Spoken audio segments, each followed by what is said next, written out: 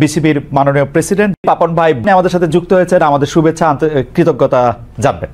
এক হচ্ছে যে আপনার বিসিবির অ্যাকাউন্টে যে টাকা ছিল সে টাকা ট্রান্সফার করা নিয়ে একটি কথা হয়েছে। আপনি ব্যাখ্যা দিয়েছেন যে আপনি এই 250 কোটি টাকা বা 250 কোটি টাকার একটু কম এই টাকা আসলে বোর্ডের সিদ্ধান্তে ট্রান্সফার করা হয়নি, এটি নিয়ে অনেক আলোচনা আছে। আপনি এটি নিয়ে কোনো কিছু বলবেন কিনা? এটিকে আপনি একক কর্তৃত্বে, একক সিদ্ধান্তে, এককভাবেই আসলে ভালো হোক খারাপ হোক আপনি এটি করলেন কিনা? এটা যদি কেউ প্রমাণ করতে পারে তাহলে কিন্তু আমাদের আলোচনাটা অন্যরকম হবে। একটু বড় করেই বলতে হবে। আসলে প্রথম কথা হচ্ছে গিয়ে একটা বোর্ডে যখন আমরা কাজ করি সবাই মিলেই কিন্তু সিদ্ধান্ত নেই। আমরা যখন এই জুলাই আগস্ট আপরাইজিং এর পরে যখন নতুন দেশ পেলাম তখন কিন্তু আপনি জানেন যে 5 তারিখে 8 তারিখে গভর্নমেন্ট ফর্মের পরে আমি 21 তারিখে দায়িত্ব গ্রহণ করি। আপনারা জানেন যে আমাদের তখন দেশের অনেকগুলো ব্যাংক রেড জোন, আমরা জানি যে ব্যাংক খালি হয়ে গেছে বিগত গভর্নমেন্টের কাছ থেকে, প্রায় অনেক ব্যাংকে টাকা নেই। ওই দুশ্চিন্তা থেকে আমরা প্রথম থেকেই জিনিসটা আমার মাথায় এসছে প্রথম, কিন্তু এর মাঝখানে আমাদের আরো ডিরেক্টররা সতর্ক করেছে যে আসলে বাংলাদেশ ব্যাংকের রেটিং এসছে, এখানে টাকা নেই, এখান থেকে সরাতে হবে, দিতে হবে। সেখানে কিন্তু ওই কথাটা টিকে না যে আপনি একক সিদ্ধান্ত হয়েছে। এখানে 2-3 জিনিস খুব ইম্পর্টেন্ট, আপনাদের সবাইকে বুঝতে হবে। প্রথম, আমি চিন্তা করেছি অ্যাজ এ বোর্ড প্রেসিডেন্ট, কেননা সবার দায়ভার আছে আমাদের, কিন্তু প্রথম দায়ভার কিন্তু আপনার কর্তা ব্যক্তি যিনি হেড অফ দ্য অর্গানাইজেশন। সেক্ষেত্রে আমার মাথায় চিন্তাটা এসছে এবং আমার বোর্ডের বিভিন্ন মানুষ থেকে পরামর্শ পেয়েছি আমি। এটা কোনো বোর্ড মিটিংয়ে না, এটা হলে গিয়ে বিভিন্নভাবে যে আমরা যখন ঢুকেছি কি কি করতে পারি। প্রথম মাথায় যেটা এসছে সেটা হচ্ছে আমাদের অন্য বোর্ড ডিরেক্টরদের মতোই আমারও, যে আমাদের প্রথম টাকাটাকে সিকিউর করতে হবে। আমরা জানি বেশ কিছু ব্যাংকে তখন তারল্য সংকটে ভুগছে এবং নাই বললে চলবে। তখন আমরা ডিসাইড করলাম যে টাকাটা আমরা প্রথম আপনার ইন্টারেস্ট রেট না, প্রথম টাকাটা হলো গিয়ে একটা রেড জোন থেকে ইয়েলো বা গ্রিন জোনে যাই, প্রথম চিন্তা। তারপরে চিন্তা আসলো আমার মাথায় যখন দেখলাম ওখানে ইন্টারেস্ট রেটও বেশ কম, 8 থেকে 9, 7.5 আছে, সরকারি ব্যাংকও আছে ওখানে। সো ওই ভয় থেকে আমরা চিন্তা করলাম যে আমাদের ব্যাংকে টাকাগুলো আগে নিয়ে যাই, তারপর আমরা রেটের ব্যাপারে আসলাম যে ইন্টারেস্ট রেট যদি বেশি পাওয়া যায় তাহলে আমাদের বোর্ডের আপনার ইনকাম বাড়বে। থার্ড যেটা চিন্তা করেছি, যেটা আমার আগের যারা বোর্ডে ছিলেন, যদিও আগের বোর্ডের মানে এখন আমি আগের বোর্ড নিয়ে কাজ করছি, 8 জন আগের বোর্ডের আর 15 জন দেশ থেকে চলে গেছেন। তারা যখন যে কাজটা করেছেন তাদের থেকে আমি তখন মনে করেছিলাম যে যদি ইন্টারেস্ট রেটটা বেটার হয়, তারা ব্যাংকে আমরা টাকা রাখবো শুধু ইন্টারেস্ট রেট দেখে না, তাদের থেকে আমাদের ব্যাংকে স্পন্সরশিপ, কারণ আপনি জানেন infrastructure ডেভেলপমেন্টে you need sponsors, which is a very integral part of the board. তখন চিন্তা করলাম তার সাথে আবার স্পন্সরশিপে যোগ করলাম যে আমি যাকে টাকা দিব ইন্টারেস্ট রেট বাড়বে, বেস্ট ইন্টারেস্ট রেটে দিব, তারপর আবার আপনার স্পন্সর নিব। এখন আমি একটা জিনিস সবার কাছে এই কোয়েশ্চেনটা করতে চাই, ব্যাংকের প্রথম হলো কি রেড থেকে ইয়েলো অ্যান্ড গ্রিন, ব্যাংকে গেলাম, তারপরে বেস্ট ইন্টারেস্ট রেট পেলাম, অন টপ অফ দ্যাট 8 কোটি 10 কোটি টাকা স্পন্সর নিলাম। এরপরে আর কোনো মার্জিন থাকে কিনা আমার কোনো জানা নাই আসলে। অ্যান্ড আপনার কোশ্চেন দিয়ে স্ট্রেট করি, একটা মানুষ তো মিলাবে যে একটা মানুষ তার career as a cricketer, as a selector, একটা মানুষ কিন্তু হঠাৎ করে আপনি বুঝতে পারবেন না এটা মানুষ কেমন। তো সেই দিকে বিবেচনা করলে আপনার ওখানে কোনো আর্থিক লেনদেন কোনো প্রশ্নই ওঠে না, ওখানে কোনো মার্জিনও ছিল না, বরং আগে যেভাবে ছিল সেখানে আপনার ওখানে মার্জিনটা বেশি ছিল। যখন 8.5 থেকে আপনি 11.5 12তে যাবেন ইন্টারেস্ট রেট, তার সাথে স্পন্সরশিপ যোগ হলে, এবং অন টপ অফ দ্যাট আমি এটাও চেয়েছি যে তারা আমাদের ইনফ্রাস্ট্রাকচার ডেভেলপমেন্টও আসবেন, লাইক প্রতিশ্রুতি পেয়েছি আমি প্রায় 25-30 কোটি টাকা। সো দিস ইজ এটা মানে in a nutshell that the reason. And সবাই বোর্ডের জানতো, এবং সিগনেটারি আপনি জানেন যে আমি সিগনেটারিটাও আমি নেইনি বোর্ড প্রেসিডেন্ট হওয়ার পরে। এটা একটা কথা আসে যে সিগনেটারি পরে হয়েছে, আসলে প্রথম আমার মিটিং যেদিন আমি প্রেসিডেন্ট হলাম ওই রেজুলেশনে 21 তারিখে আমাদের একজন বোর্ড ডিরেক্টর দেশ থেকে চলে গেছেন, তার জায়গায় আমরা আরেকজনকে ডিরেক্টরকে আমরা সিগনেচার করেছি, যেটা আমার হাতে নেই। তারাই এখনো সব চেক সই করছেন, সবকিছুতে সই করছেন। আমি মনে হয় এর চেয়ে বেশি আর কিছু এক্সপ্লেইন করতে পারবো না। আপনি এটা চিঠি দিয়েও জানিয়েছেন, কিন্তু আসলে আমরা একটু কনফিউজ হই। কখন আমরা দেখেছি যে এখানে সিগনেচার ছিল ফাইন্যান্স কমিটির প্রধান জনাব ফাহিম সিনহার, আমি যদি ভুল না হয়ে থাকে, এবং পরিচালক মাহবুবুল্লাহ আলমের। তো তারা আপনার ছিল না, সেটি আপনি ঠিকই বলেছেন, কিন্তু তারা বলছেন সিদ্ধান্তটি বোর্ড সভায় নেওয়া হয়নি, আপনার সিদ্ধান্তে তারা সিদ্ধান্ত দিয়েছেন। ব্যাপারটা কি ঠিক? আসলে এরকম করে বোর্ড সভায় যে নিতে হবে জিনিসটা আসলে এরকম না।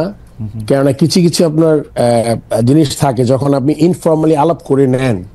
এখন যখন সবাই যখন অনেক কনসার্ন, যখন ওই বোর্ড সভা 1 মাস 2 মাস পরে হবে, তারপর আপনি সিদ্ধান্ত নেবেন, তখন ব্যাংকে যখন আপনি টাকা আনতে যাবেন সিদ্ধান্তের পরে কোনো টাকা থাকবে না। সো ওই সময়টা ছিল না, কিন্তু ইনফর্মালি প্রতিটা বোর্ড ডিরেক্টর জানতেন। এখন তারা যদি কিছু বলে থাকেন এটার বাইরে অন্য কিছু, এটাতে আসলে আমার কোনো কমেন্ট করার কিছু নাই। বাট এবং এই কনসার্নটা তাদেরও ছিল যে হ্যাঁ, it is a very good idea, I think we should go to better banks with green and yellow জোনে ফ্রম রেড জোন ব্যাংকস।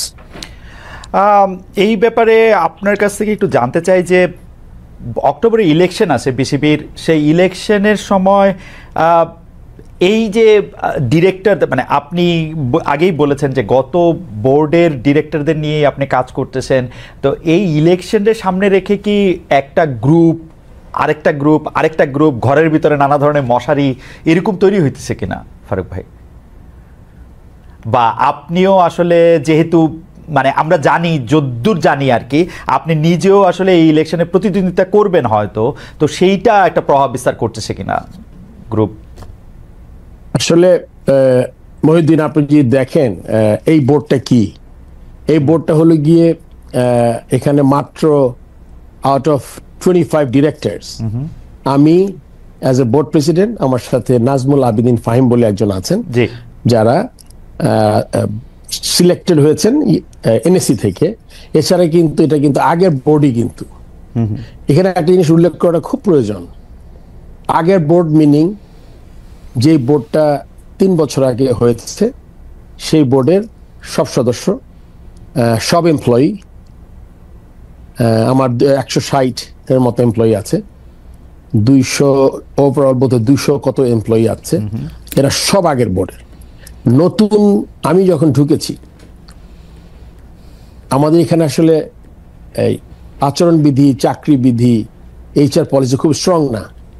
যেভাবে আগে রিক্রুটমেন্ট হতো, সেই রিক্রুটমেন্টে আমি যে বোর্ডে ঢুকে খুব মানুষ নিতে পেরেছি এটাও না। কোনো নতুন মানুষ খুব বেশি হাতে গোনা 3 থেকে 4 জন 8 মাসে হয়তো বা অ্যাপয়েন্টমেন্ট পেয়েছে।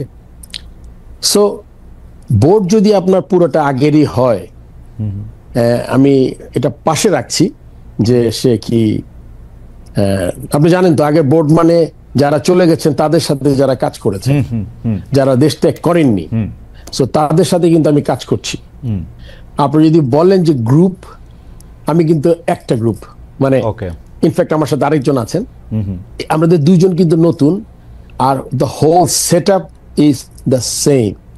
আমি কারো চাকরি নেইনি, কেউ টার্মিনেট হয়নি, একটা বা 2টা ছেলেকে সাসপেন্ড একটা নোটিশ করেছি, খুব সম্ভবত একটা ছেলেকে টার্মিনেশনের একটা নোটিশ করা হয়েছে।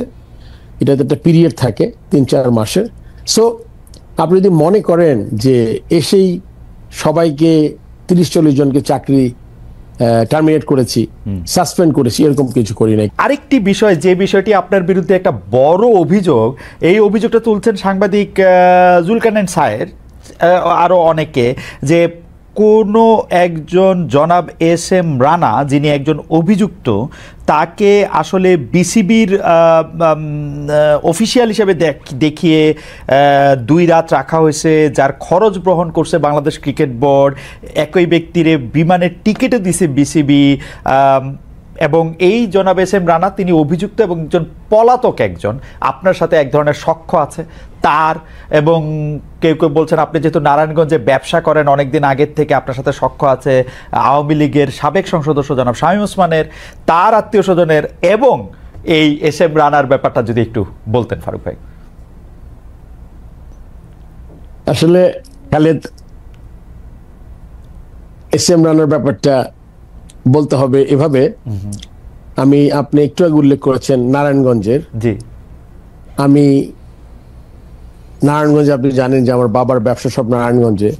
আমার বাবা পাটের ব্যবসা করত। এই এস এম রানা ছেলেটা আসলে তার শীতলক্ষা বলে একটা ক্লাব আছে, সে নারায়ণগঞ্জ ডিএস এর সদস্য ছিল, সে নারায়ণগঞ্জ ক্লাবের ভাইস প্রেসিডেন্ট ছিল। আমার বাবা যেহেতু পাটের ব্যবসা করতেন, আমাদের শীতলক্ষাতে বেশ কিছু জমি ছিল, যখন গোডাউন ছিল পাটের। শীতলক্ষা থেকে এই রানা শীতলক্ষা পরিচয় হয়ে সে আমার জমিটা বেচা কেনাতে হেল্প করেছে তখন। সো আপনি এটা একটা, তার সাথে আমার পরিচয়ের কথা বললাম, এবং ডে বাই ডে ও টিম চালাতো, নিজে ক্রিকেটার ছিল, এভাবে পরিচয়। এখন শামীম ওসমানের সাথে নারায়ণগঞ্জের এমপি ছিলেন সে, তার সাথে আমি ফর্মার ক্যাপ্টেন, চিফ সিলেক্টর, আমি নারায়ণগঞ্জ ক্লাবের মেম্বার, তার সাথে যে আমার কখনো দেখা হয়নি এটা বললে তো ভুল কথা হবে, আমি তাকে দেখেছি। কিন্তু আপনার সখ্যতা, তার সাথে সম্পর্ক, এগুলো কখনোই ছিল না। আর আমার জানা মতে রানার কোনো পলিটিক্যাল অ্যাফিলিয়েশন নাই, সে কোনো দলের সদস্য না, কোনো কাউন্সিলর না, আমার জানা মতে। তারপর আপনি বলেছেন আমার সাথে সে গেছে। এখন আমি আপনাকে যে কথা এইভাবে বলি, রানা কিন্তু আমার সাথে আরেকটা জায়গায় গেছে, সে সিলেটে গেছে বিপিএল এ। ওই ছবি কিছু হয়তো আপনি দেখতে পেয়েছেন বা সংবাদ মাধ্যমে আমি ঢাকায় দেখেছি। সিলেটে কিন্তু তার কোনো বিল নেই। চিটং এর ব্যাপারে এটা আসলে কোনো ভুল হয়েছে, আই এম শিওর, বিকজ আমার এরকম পরিচিত, কারণ সে তো কোনো কমিটিতে নাই। যদি সে ক্রিকেট কমিটিতে থাকে বা কোনো কমিটিতে থাকে, তাহলে কিন্তু সে প্রেসিডেন্টের সাথে সফর সঙ্গী হতেই পারে। যেমন আমি টেস্ট খেলতে দেখতে যাব, আমার লজিস্টিক্স, আমার এক্সিকিউটিভ, আমার ডিরেক্টর তো যেতে পারবেই, সে এরকম যেতে পারে, কিন্তু সে কিন্তু কমিটি না। সে আমার সাথে গেছে খেলা দেখতে, অ্যান্ড ওই 2 রাত অ্যান্ড প্লেনের ভাড়া, এটা আমার অবশ্যই চেক করতে হবে, বাট যদি এটা হয়েও থাকে ইট ওয়াজ জাস্ট এ মিস্টেক। কেননা তাহলে হতো কি, এর মধ্যে তো আপনাকে বললাম অনেকগুলো খেলা হয়েছে, বিপিএল এর খেলা 3-4টা ভেন্যুতে হয়েছে, 3টা ভেন্যুতে হয়েছে। তারপরে আপনার যেটা কথা এসছে, আমার মনে হয় এটা সাউথ আফ্রিকার কোনো ম্যাচের হবে, তারাই কিন্তু বিপিএল এর খেলা সে দেখতে গিয়ে তারপরে আপনার ওই বিলটা হয়তো মিসপ্লেসড হয়েছে। তো ওইটা যদি এরকম হয়, তাহলে ওইটা যদি মিস্টেক হয়, তাহলে ডেফিনেটলি মানে if Rana is not around, then আমার পয়সাটা দিতে হবে না। ইন্টারেস্টিং ব্যাপার হচ্ছে যে আপনি মানে আপনার সাথে সংশ্লিষ্টতা জনাব রানার সাথে বলে এরকম করা হচ্ছে যে আপনি আসলে তাকে দেশ থেকে চলে যেতে বা অন্যভাবে সাহায্য করতেছেন বা অন্যভাবে কি স্টেপ কিছু নিতেছেন। এই টাকা বা 2 রাত 1 রাত থাকাটাই আসলে মুখ্য ব্যাপার না, তাকে আপনি মানে উনি আইনের চোখে ধুলা দিচ্ছেন, অভিযোগটা হচ্ছে আপনি তাতে সাহায্য করছেন বড় একটা চেয়ারে বসে।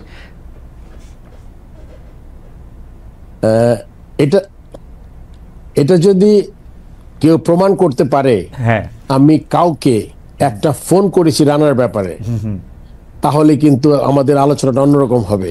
আচ্ছা, আমি কোনো এসপি, ডিসি, নারায়ণগঞ্জের পিবিআই, যারা সংশ্লিষ্ট যারা আছেন আইন শৃঙ্খলা রক্ষাকারী, তাদের যদি কোথাও কোনো সম্পৃক্ততা পাওয়া যায়, বরং এটা একটা উল্টো, মানে রানার সাথে আমাকে মিশিয়ে এটা একটা স্টোরি করা হচ্ছে, যেটাকে আমাকে ডিমিন করা হচ্ছে। আচ্ছা, ব্যাপারটাকে বুঝাতে পেরেছি? আমার মনে হয় যে মোটামুটি এই ব্যাপারটা আমি বুঝতে পেরেছি, দর্শকরাও নিশ্চয়ই আপনার ভাষণটা শুনেছেন। আমি আবার একটু বোর্ডে ফিরতে আসি। কেউ কেউ একটা কথা বলতেছে, নামটা আমি না বললাম, কিন্তু কথাটা হচ্ছে অনেকটা এরকম, আগে যেমন বোর্ড মানে ছিল হচ্ছে আবাহনীর একটু দাপট, চোখ রাঙানো, এখন দাপটটা হয়ে গেছে মোহামেডানের, এবং এই চোখ রাঙানোটা নানা জায়গায় মানে এটা সংক্রামিত হচ্ছে। আপনি আসলে এই ব্যাপারটা নিয়ে অনেক কিছু করতে পারতেছেন না, মানে আসলেই কি এখন আগে যেমন বোর্ড বলতে আবাহনী, আমি খুলেই বলি বোর্ড বলতে আবাহনী, বোর্ড বলতেই বেক্সিমকো, বোর্ড বলতেই পাপন ভাই, বোর্ড যদিও উনি প্রেসিডেন্ট ছিলেন, বোর্ড বলতেই সালমান এফ রহমান, এরকম ছিল, এখন কি এইটা আবার উল্টায় গিয়ে এটা আবার মোহামেডানের কাছে চলে গেছে অন্যায় ভাবে? আপনি এটাকে কেমন ভাবে দেখেন ফারুক ভাই? এটা আমার মনে হয় আসলে কিছু কোয়েশ্চেন অ্যান্সার করতে হয় কি, হ্যাঁ, আমরা খুব তাড়াতাড়ি কনক্লুশনে চলে আসি। আচ্ছা, মোহামেডান যে আলাদা কোনো আমার থেকে ফেভার পাবে এটার সম্ভাবনা কম। আপনি বলেছেন যে আরেকটা কি তৈরি হচ্ছে নাকি, আমি আমার ব্যাপারটাকে ক্লিয়ার করে নিই। মোহামেডান ক্লাবের আমি কখনো কোনো অফিসিয়াল ছিলাম না, আমি কখনো খেলিনি, আমি কোনো ক্যাপ্টেন ছিলাম না, আমি মোহামেডান ক্লাবের কাউন্সিলর চাই না। আপনি একটু আগে ইলেকশনের কথা বলেছিলেন, সেটার কোনো সম্পর্ক নাই। তো আমার কাছ থেকে কোনো এক্সট্রা বেনিফিট পাওয়ার কোনো সম্ভাবনা নাই। চাপ দিয়া, আর আমরা খুব তাড়াতাড়ি খুব তাড়াতাড়ি কনক্লুশনে, আমি বুঝতে পারছি আপনার কথা, তাড়াতাড়ি আমরা কনক্লুশনে এসে যাই। এখন না, এই বিষয়ে অনেকগুলো কথা আসবে, আমি বলছি আস্তে আস্তে।